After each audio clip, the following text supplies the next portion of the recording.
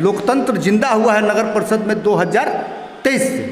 हाँ, तो उसमें करीब 3-4 लोगों का फर्जी साइन भी है। हर चीज़ के पैसे लग रहे हैं, जन्म प्रमाण पत्र बनवाने हैं पैसे लग रहे हैं, कुछ भी प्रमाण पत्र बनवाना है पैसे लग रहे हैं। ऐसा मत दिया उसने कि लोग सवाल करने लगे हैं। ये कि जनता की सरकार है, तो कैसे आप लोगों को लग रहा है कि ये सरकार जनता की है और जनता आप लोगों से कैसे जुड़ पा रही है या फिर नहीं जुड़ पा रही है?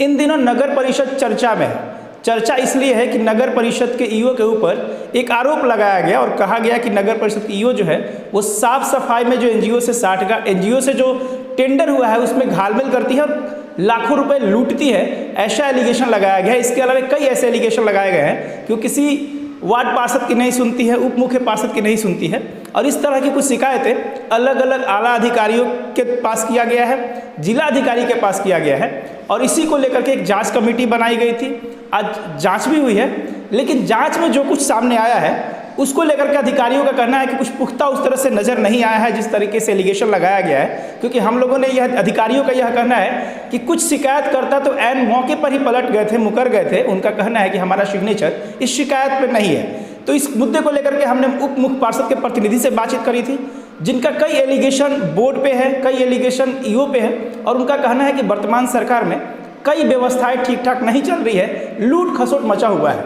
कई छोटे छोटे कामों के लिए पैसे लिए जाते हैं। हमने सोचा कि इस मुद्दे पे हम मुख्य पार्षद का ही पक्ष जाने, तो मुख्य पार्षद का पक्ष रखने के लिए हमारे साथ मुख्य पार्षद के प्रतिनिधि नियमतुल्ला फरीदी है। हम इनसे बातचीत करेंगे और समझने की कोशिश करेंगे कि नगर परिषद पे इन दिनों जो एलिगेशन लगाए जा रहे हैं और जो काम चल रहा है उस पर हम बातचीत करेंगे। सबसे पहले सर स्वागत आपका कि आप हम लोगों को समय दिए।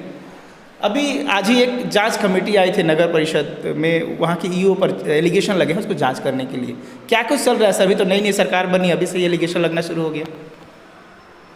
नमस्कार, धन्यवाद। सबसे पहले मैं आपके माध्यम से बक्सर नगर परिषद की जनता को नमस्कार प्रणाम करता हूँ।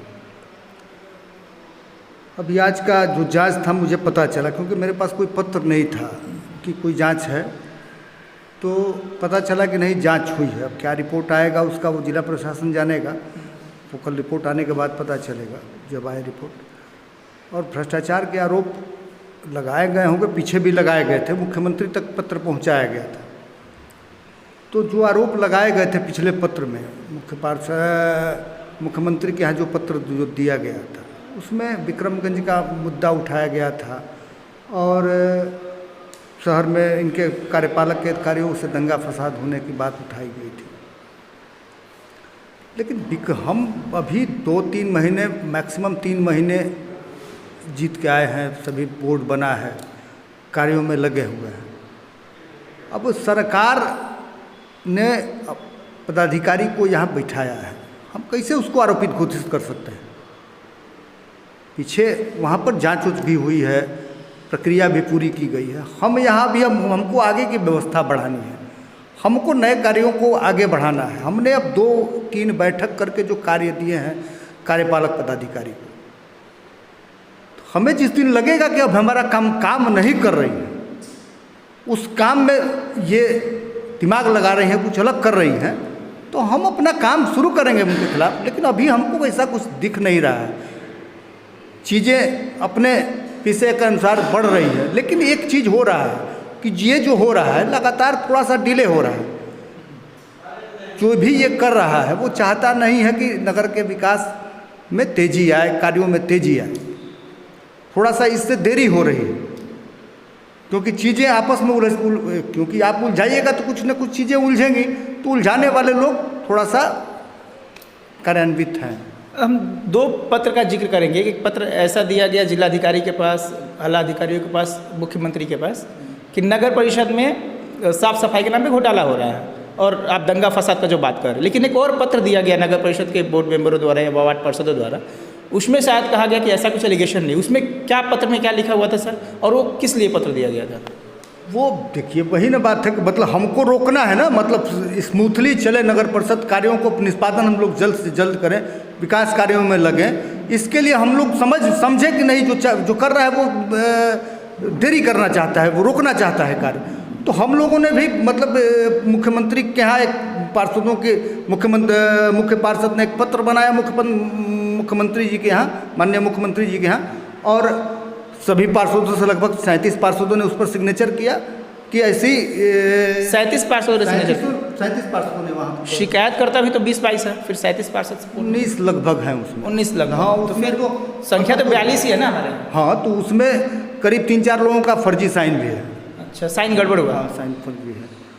हाँ, आज क्या कुछ हुआ है, बोर्ड में कुछ जानकारी मिली है? अभी हम लोगों को कोई जानकारी नहीं, अभी हुआ होगा, अब अपना जांच करके गए होंगे तो वो रिपोर्ट देंगे। तो हम लोग तो मान लीजिए गए नहीं थे नगर परिषद, न पता है हम लोगों को क्या हुआ।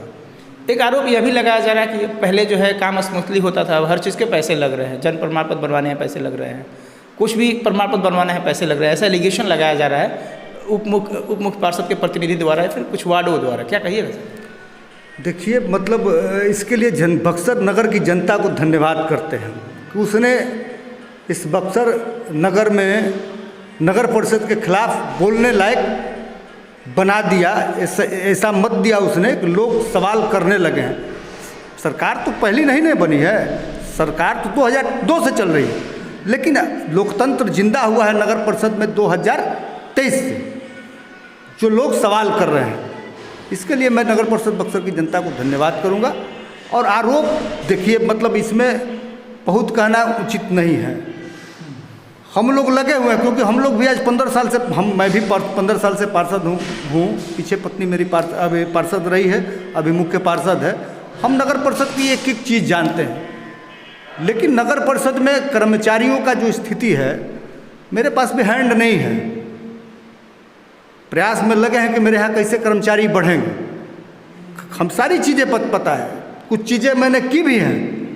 बक्सर नगर परिषद की जनता को पता चलेगा कि मतलब कुछ कार्यों को मैंने किया भी है कि सुधार हो, लेकिन अब मतलब हैंड के चलते मैं थोड़ा सा आदमी परेशानी झेल रहा है, क्योंकि बस मेरे पास परमानेंट हैंड नहीं है कि जिनको मैं कार्य मतलब बांट सकूं, दे सकूं, करा सकूं। इसके चलते, लेकिन लगातार मैं उसके सुधार में लगा हुआ हूँ और जल्द चीज़ें वो सुधरेंगी। जनता ने आपको चुना इसी उम्मीद से, इसी भरोसे से कि आप कुछ बेहतर करेंगे, और आप लोगों का मुद्दा भी यही था कि हम आएंगे तो जनता का दरबार लगेगा, आम आदमी से आसानी से मिल जाएंगे, सबकी समस्याएं सुनी जाएगी, साफ सफाई बेहतर होगा। आप अभी जितना दिन भी कुछ हुआ उसमें कितना संतुष्ट हैं?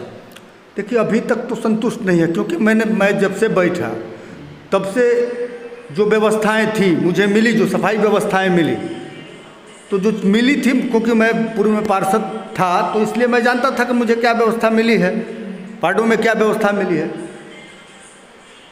टेंडर पहले हुआ था, तुरंत बैठ के उसको ठीक करने का मैंने प्रयास किया। ट्रैक्टर शहर में चल रहे थे, करीब 8-10 लाख रुपए का खर्च मैंने बढ़ाया।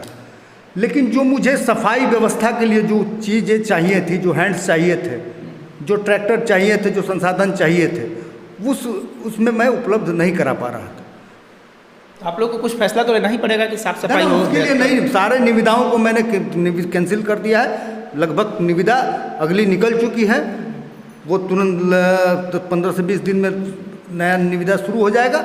और हमने एक तो प्रोग्राम तय किया है शहर का, मतलब सारा खाका खींचा हुआ है कि हमको कहाँ क्या क्या देना है। उस निविदा में हम लोग तय करेंगे, जितनी भी निविदाएं थी इस नगर परिषद में उसको हमने निरस्त करके एक आगे हम नई निविदा करने जा रहे हैं, जो सारी चीज़ों को कि हम पार्षद रहे हैं, हम जानते हैं इस शहर कि क्या क्या हमें ज़रूरत है, हमको क्या क्या करना है।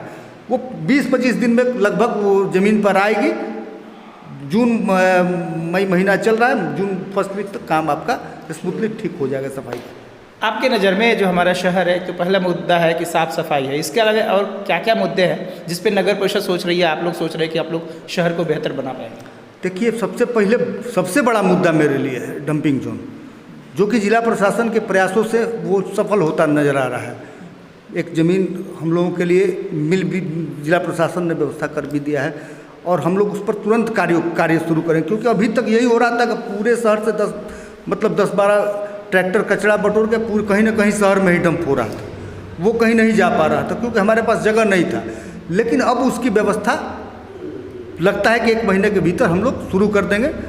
लगातार जिला प्रशासन भी लगा हुआ है, और आगे नगर के विकास के लिए हम लोग कई तरह के प्लान बना चुके हैं कि पार्कों का जीर्णोद्धार करना है, शहर के रोडों पर बत्तियों का, लाइटों का एक शहर नया लगे उसकी व्यवस्था करनी है, पट्टियों को ठीक करना है, नालियों को ठीक करना है, घाटों को पर व्यवस्था सफाई व्यवस्था सुदृढ़ करनी है, वहाँ पर आवागमन की व्यवस्था सुदृढ़ करनी है।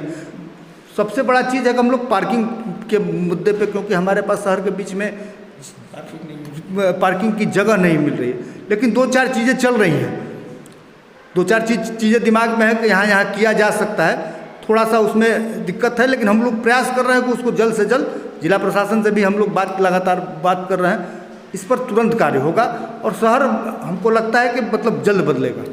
एक और सवाल आपसे, आखिरी सवाल होगा हमारा, कि आप लोगों ने स्लोगन जो बार बार दिया था ये कि जनता की सरकार है, तो कैसे आप लोगों को लग रहा है कि ये सरकार जनता की है और जनता आप लोगों से कैसे जुड़ पा रही है या फिर नहीं जुड़ पा रही है?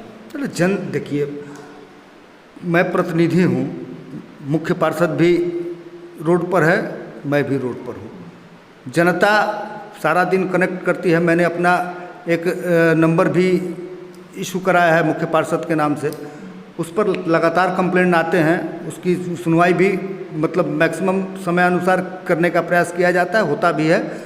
और फ़ोन मेरा कॉन्टैक्ट नंबर है, वो लगभग नगर के मैक्सिमम लोगों के पास है। मेरा नंबर कोई लुका छिपा नहीं है कि वो कहीं कोई, जिसको भी ज़रूरत होती है, कोई भी आम आदमी मुझे तुरंत कनेक्ट करता है, मुझे बुलाता है तो मैं जाता भी हूँ।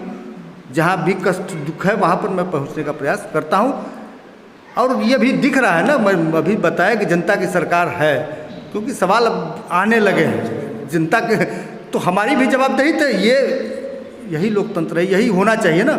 हम भी सजग रहेंगे ना भाई, हमको भी जनता को कैसे खुश रखना है, कैसे व्यवस्था को ठीक रखना है, ये भाई विपक्ष रहना चाहिए। लोकतंत्र में सवाल खड़े होने चाहिए, जवाब भी मिलने चाहिए लोगों को।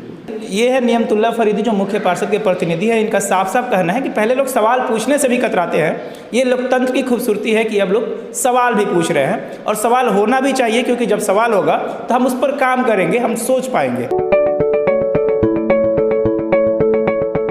Thank you for watching this video until it is finished. If useful to you guys, please like and share this video.